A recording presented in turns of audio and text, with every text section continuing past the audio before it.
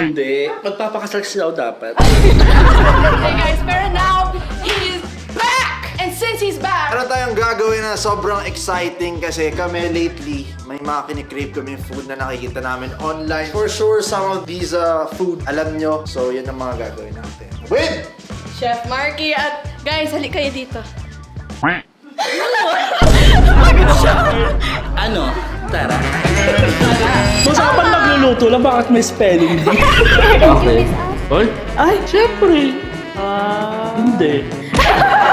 Nung nawala si chef ng almost 2 years, anong pinagkaiba? Wala naman. Saro mo. Sara mo, agad. Dikit!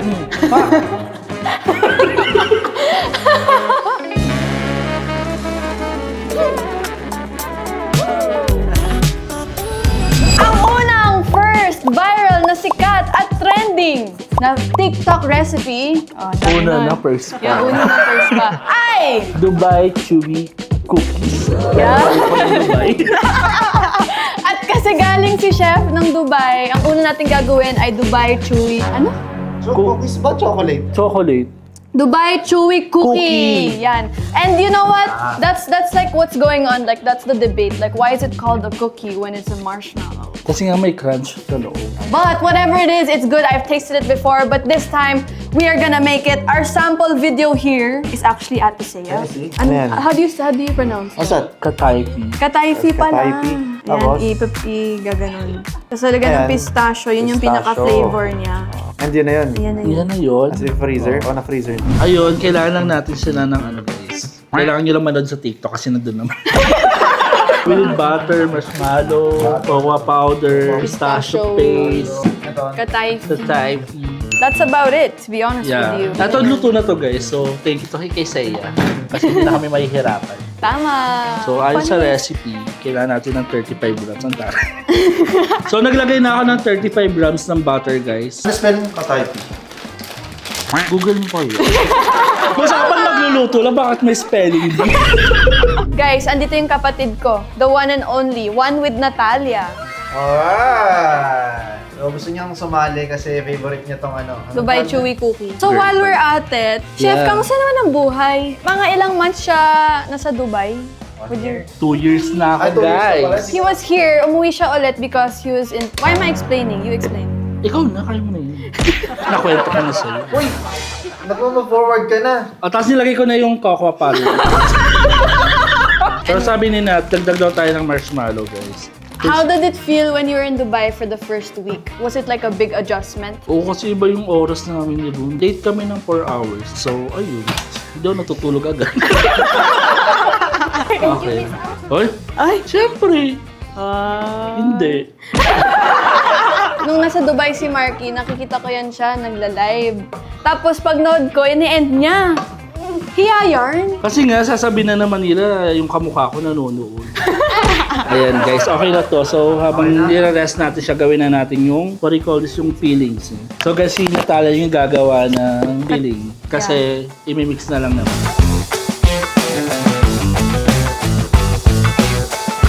Kaya medyo i-melt lang natin siya para madali siyang I-mix. i-mix. Okay. That's crazy. That looks really good. So inaayos ko bali yung dough nung Dubai Chewy. Inu-mold lang natin siya para i-divide natin siya sa desire natin na dami. Ay, we're gonna turn this into balls para yun ang ipapasok dun sa dough. Sabi yung ganda. Init. Ang init. Mainit nga siya. It's just hot. Ako. You can handle the hot? What? Ganun lang. Kaya ko yan. Ako nga. Oo. Diba? Pagpili ko dapat kailangan oil, no? Yeah. Olive oil. Ako ka na. Okay guys, ito po yung nagawa ni Kuyang masterpiece. There you go. So next, they're kneading the dough. Kneading. This is the marshmallow dough that they're doing, and then they're just doing that. And we're gonna put this inside. Inside. Ayan, kita nyo. Parang siomay. Sim. Parang yung kay ate bilog na bilog. Ito siomay. Hindi, tingnan mo magiging bilog yan. Wait lang, nilalak pa eh. Tapos, on top of that, lalagyan ng cocoa powder. Yeah.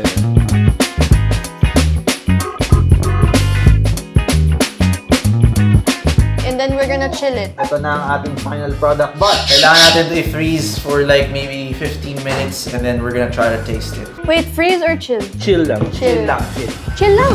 Okay, 15 minutes later, guys. Ito na po ang resulta. As you can see. Let's see how it tastes. Ramdam mo yung tiga. Oh, not bad actually. Like, Ayan. Try natin. Isa tayo. Game. Chill, yeah. Alright, let's taste this viral TikTok recipe. Ba't yung tumatawa? Yung sarap. taste it! Bigat! Did lang i-master pa yung sa labas. Okay guys, so for me, sa una naming gawa, I think it's not the most perfect because I've tasted once before. It's like, there's different textures. And this one was like, a bit too hard.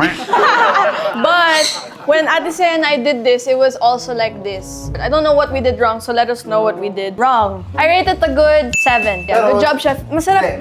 Di ba matigas? Yeah. Pero matataste mo naman yung lasa eh. So, hindi kami yung mali, yung recipe. Sinusunod lang namin, guys. Yeah, what we see on Pero hindi TikTok. namin biniblame si Seiya. Kasi palpak din yung unang gawa ni Seiya. I rate a good 8. Kasi masarap siya. Mali lang yung gawa talaga. Kaya, next na, tara. Ang next na gagawin na viral food ay Xiaolong Bao. chocolate. Chocolate. Xiaolong Bao. Chef, may chocolate ka pa sa labi. Wala! Wala na. The pressure is on. Charot. So yan, gagawin yung pinaka-dough niya sa labas. Okay. Okay, chocolate. Yan yung nasa loob. Ayan, parang Dubai din. Iba yung napanood ko. Asan yung napanood mo? Pares lang rin yan. Hindi ganas yung ginawa niya sa loob. Okay, chef, ano ang unang gagawin? Magtitimbang Okay. para sa ako? dough. Okay. So, 280 grams ng all-purpose flour. Oh, 250 na, 260, 261. Okay. Okay, kailangan natin na 135 ml. Na-off water. Wait lang. Oh, 135 lang. I swear, kuya, if you do things wrong. Ang perfect mo. Guys, 200 na ilagay. Ano yan? Dadagdagan natin. Magdadagdag tayong cornflour. May mga 30. So guys, pag pumalpak to, alam niyo, nakasalanan to ni Ranskay. 1 teaspoon ng salt. Sabi sa video, kailangan mo daw siya i-masa hanggang maging soft yung texture niya. Ako, guys, marunong ako mag-knead kasi I'm a slime kid. Hindi ko alam tama ginagawa ko. Tama yan, sige lang. Tuloy mo lang. Okay, chef, while we're at it, I'm gonna ask you some questions. When you flew to Dubai, like the first day or two, was it like a culture shock for you? Like, what was your first thought? Hindi naman kasi maraming Pinoy. So parang you feel at home lang. Oo. When it comes to work, like the workload, how is it crazy from, is it like here as chaotic or mas simple doon? Ala, ito na. And then mahirap lang kasi doon is yung kailangan makisama sa ibang lahi. Why? Iba yung tingin nila sa mga ibang lahi din. Paano yung Yes. dating? Parang in a way, may discrimination. Yung sa part ko kasi, nung bago ako, hindi naman may position kasi agad. So marami akong katrabaho na parang ang tagal na nila dun sa work. Akong bagong pasok.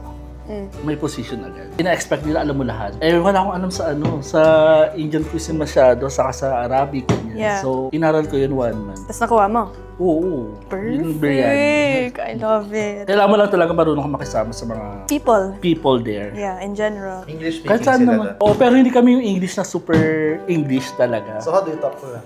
Kunwari, you going? Me going also. Pero gets na yun, di ba? Gets na. Gets Parang na yun. basta ano lang yun yung gusto nila sabihin. Was it longer there, the work hours, compared to here? Hindi kasi naman dito sa inyo stay ako eh. So, Gets. anytime nandito ako. Gets. Kasi doon naman, ang allowed lang kasi namin talaga is 9 hours. Pero umabot ako nung 15, 16, ano na balita dyan. Nag-chicken. Mas sabi ko na master niya yung butter chicken tsaka yung biryani kasi nagluto siya dito nung pagbalik niya. Yun na yung parang application niya ulit. Parang naging trabaho ko doon, cafeteria chef ako. So parang ako yung in charge sa pagkain ng buong staff ng hotel. Sa pagkain, kailangan merong Arabic, may Indian, may Asian. So lahat yung kailangan kong ano. So you serve the employees? But you also serve... Yun yung una kong pinasukan. designation. So yung Na iba-iba. tumagal-tagal na ako sa hotel, pwede ka dito, halika dito. Okay, dun na. Toray, hard worker! So okay na to, i-rest muna natin to. Pahinga ka muna, ha? So, gawin na natin, guys, yung sa loob. Yung papasok mo, tapos isasarang gano'n. Guys, glutinous rice flour. 28. Stop. Pili ko dagdagan na natin. Uy. Gawin na natin 2 recipe. Bog! Tapos 7 grams ng cocoa. Dalawang recipe, make it 4 ng cocoa. Then next is sugar. How many? 20. You mix na, Natalia, then we will put butter.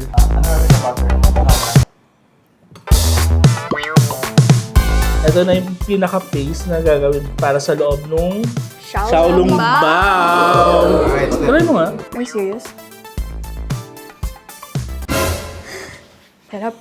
Yung totoo. Pag-OA mo naman.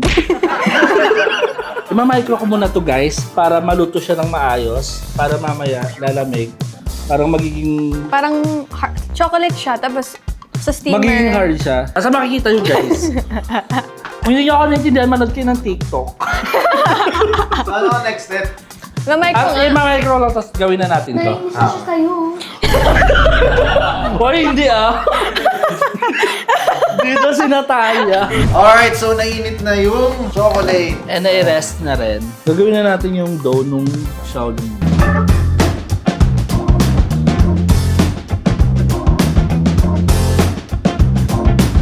Nung nawala si Chef ng almost 2 years, anong pinagkaiba? Wala naman. Ako, ang na-miss ko, yung mga dessert ni Chef. May pa-dessert siya sa dulo. And tsaka yung favorite ko yung ginagawa niya, yung parang bibingka na may cheese and buko strips. Ever since he came back, yun agad ang request ko. And kakagawa niya lang nung isang araw and then we have in the refs. Oh, bilog! Xiaolong Bao yan, guys. Mini version. Hindi, wait lang. Nagka-jowa ka ba sa Dubai? Yun nga yung plano ko nung nag-Dubai ako eh. Pero nung nagka-work ako, wala ka pala talagang time. Pero may mga niligaw. Siyempre, given na yun. Ligawin talaga tayo, JC. Parang dodang-doda ka, hindi ako ligawin eh. Alright guys, so habang ginagawa nila yung yung wraps, painit na natin yung steam kasi lalagyan natin dyan yung Xiaolong Bao maya-maya on. So let's go. Guys, please make an edit for Chef Marky. The title and the song should be Daddy's Home. Home for me. I know you've been waiting for this time. Pero syempre, ako muna yung i-edit nyo.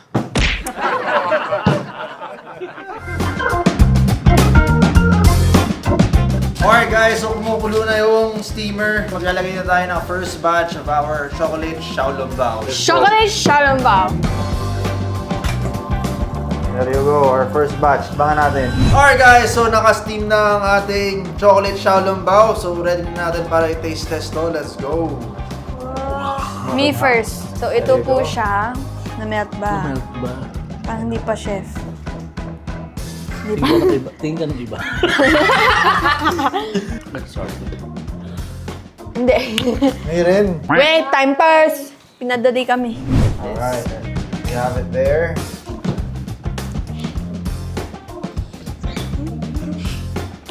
I really like the chocolate inside. I like the taste. Alright guys, unfortunately, hindi na naman nag-melt ang ating chocolate. Yung toasting ba? Yeah. Pero in fairness, masarap yung recipe ng chocolate niya ate. Yeah, I like the chocolate. In fairness, I Yung ate a lot. recipe niya. At least dim sum pa rin. True. Okay, guys. So the chocolate Xiaolong Bao that we did, it did not melt. I think it has to do something with the chocolate recipe. But the chocolate itself, like alone, I literally pinapak ko siya kanina nung mga tira. There's a missing ingredient to it for it to melt. But we did follow the video, and this is how it turned out. So, I rated a good 7.5. 6.7 out of 10. Bakit? 6.7. Sarap. Yeah, it's Ano ako gusto ko yung chocolate. I-recommend ko yun, pero hindi talaga nag-melt sa 9 sa chocolate. Mga 8. And then, kung na-perfect sana yung kung na-steam siya, feeling ko magta-10. Next, Tara. Tara. Kung may Dubai Chewy Cookie, may Ilocos Empanada! I'm very excited for this kasi masarap talaga ang Ilocos Empanada. Kaya, Alright. ay, Wow. Let's go! Ang kailangan natin na ingredients and recipe ay Papaya. Toge. Brussels sprouts, Oh, hindi ah. Bean sprout. bean sprout, Tapos, vegan longganisa, itlog. Tapos, gagawa tayo ng dough siya. Pero ang gagawin talaga natin ay yung pinaka-dough, yung orange. Eto guys, iba to. Pero ang susundan natin yung dough. Pats lang yun, galing. Ay, paano niya ginawa? Papaya, mango. Ayan na. Tapos Mahaba-haba yung nilalagay gagawin na. natin. Ayan! Din natin ng 200 grams ng... Of flour. Yeah. But rice flour, guys, ha. Be specific. Be specific! 2 cups po ng water. Tapos 2 tablespoon ng oil. Yan, papakuloy lang natin, guys. Dapat kasi dun sa recipe, ang kailangan is annatto powder. Pero wala tayo, so nag-improvise tayo. Annatto seeds meron tayo. Sweater. May color pa rin naman. May color pa rin ito, pero isasabay na natin sa pagpapakulo, guys, para magkukulay na rin siya. Salt, saka pepper. Yan guys, papakuluin lang natin siya. Nung habang nag-aantay tayo, madaming tatanong, babalik ka ba sa YouTube? Hindi ko pa sure, charot. Kasi, Naiya ako! May nakakatawa akong encounter sa Dubai. ano, go. Niyaya lang ako bigla, kagigising ko lang kasi talaga nakapambahay lang ako, nakasado, naka-short, slippers. Punta kaming mall, bibili lang sana ng bigas. Tapos may nakakita sa akin na na fan nila Diana. Hi, Chef Marky. Hello po, gawin ako. Tapos magtalikod ko, sabi ni Ate Girl, wala, siya na pala yan. Yan na pala yan. Sabi ko, awkward. Sabi ko tuloy, kada lalabas ako ngayon, kailangan nakabihis na ako. Siya na pala Dahil yan. ako lumabas ang nagsando, no, naka-short lang. Nakabihis ka na. Oo, ma-outfit na rin ako. Minsan pinag-duty ako ng breakfast. Nagulat yung mga head chef ko. Kasi may mga nagpapapicture sa akin sa breakfast na Pinoy. Tapos pagbalik ko sa main kitchen, sabi nila, really are you? Mga ganun yung sabi, di ba? Me? Who am I? Akong ganun. Ano sabi mo? Ano sagot mo? Ano sagot mo? Who am I? I'm Marky. Ayan, kumukulo na siya guys. Okay na yan. At nagkulay na rin siya para hindi sumama yung mga buto. Habang nag-need that may dance break. 5, 6, hawak mo ang beat. Hawak mo ang beat. Hawak galaw mo. Hawak mo ba ang beat? Ako yung brief niya. Ang awkward kasi hindi nag-vibrate. Kapanti ka? Bakla naka-boxer. Ira-rest lang natin siya guys para mamaya alam mo na. So ito na guys yung dough nung empanada. Hahatiin natin siya ngayon. Okay, so next step, kailangan bilog-bilugin natin yung ano. Tapos lagyan ng pistachio. Ano ba yung Dubai too? Nakita ko sa video parang inaano para sa oil. Hala, ito na. Tapos ngayon, lalagyan na natin ng sibuyas. Sibuyas. Papaya to. Papaya yan. Papaya. Eh. Fun fact, I love papaya. Oy guys, malinis yung kamay ko ah. Longganisa. Crack it open. Crack the open the egg. Crack the open the egg. Wow! Gusto mo na yun. Tapos, parang mabilis. Hindi ko na alam. Ay, wait lang. Uy, Kaso may lumabas. para magiging face siya. Galing! Ay, taray, may pag ganun pa. Linis-linis. Wow, malupit. Ay! Tapos kailangan daw siya i-diretso. Okay, grabe! Magawa si Niana ng empanada niya.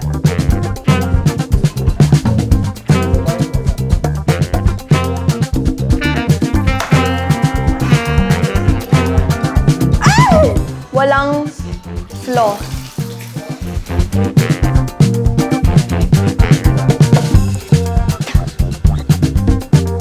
Oh, wow. Sana may sara mo rin.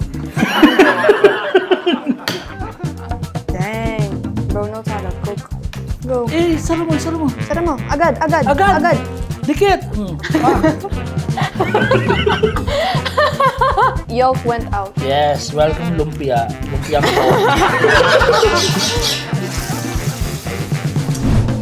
Wait! Oh my god, that's mine! Ganda oh. It's hot. Mainit-init pa.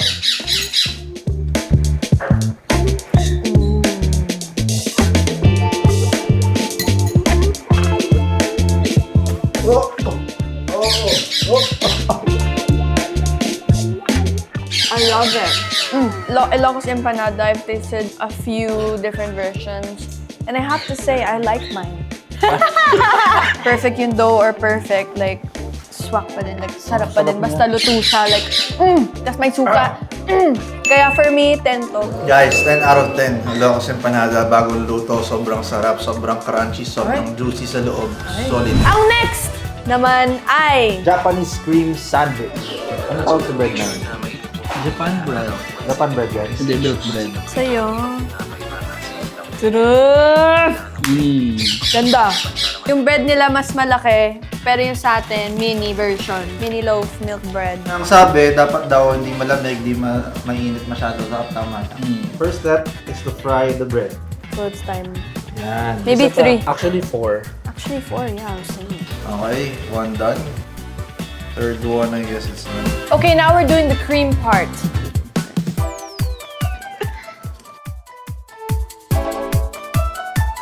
Spaghetti pababa, pababa ng pababa. Spaghetti pataas, pataas na pataas. Ah, ganda.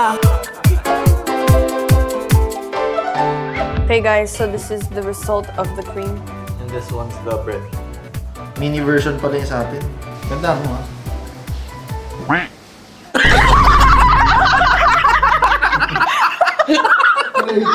And then guys, if you want extras, you can put fruits. For us, it's kiwi or strawberry. Ah!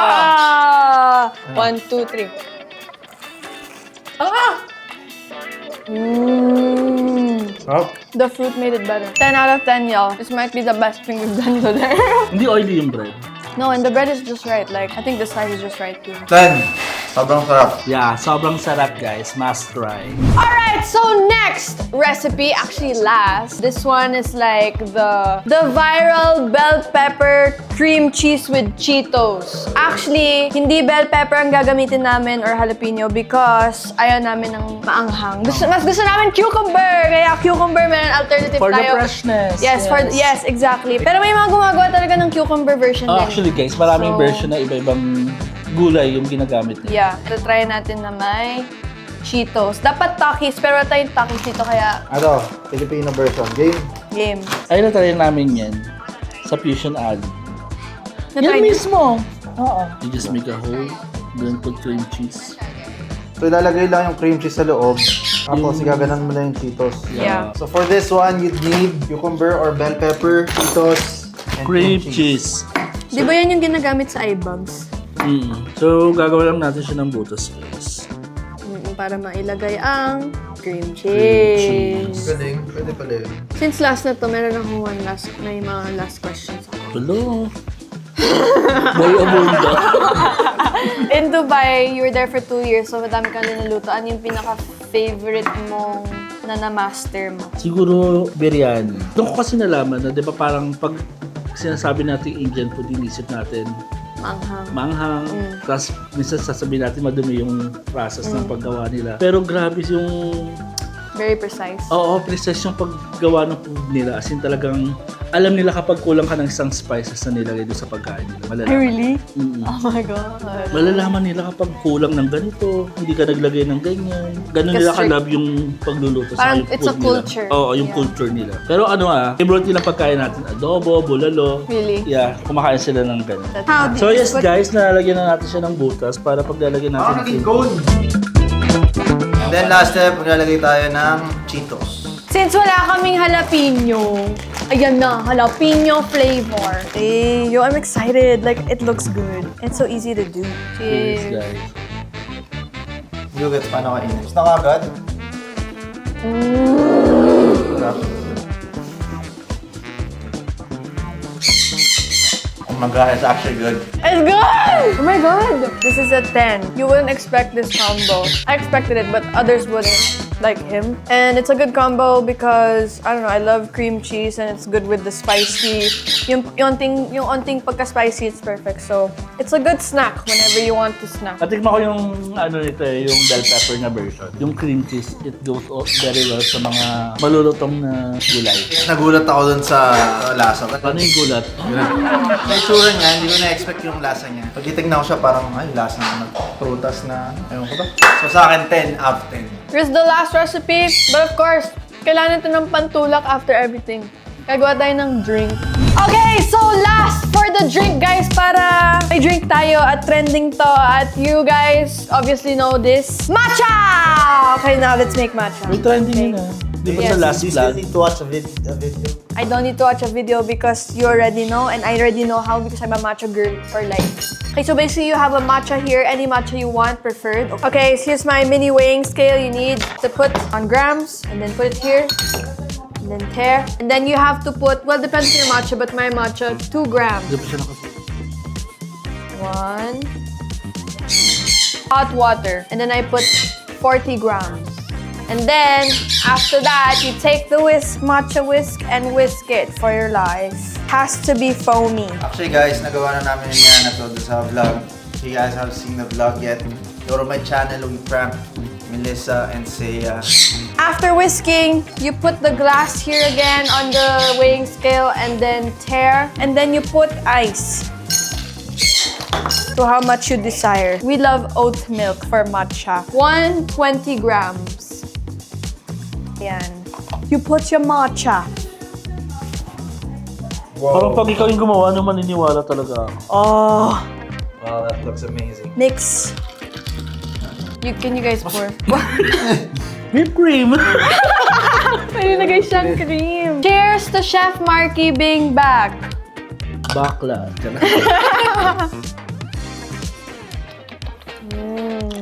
Ang sarap niya with whipped cream. Please! Di nila ma-appreciate yung comeback dance mo to, okay? Pitik mo. Dinasanay! Okay. Na.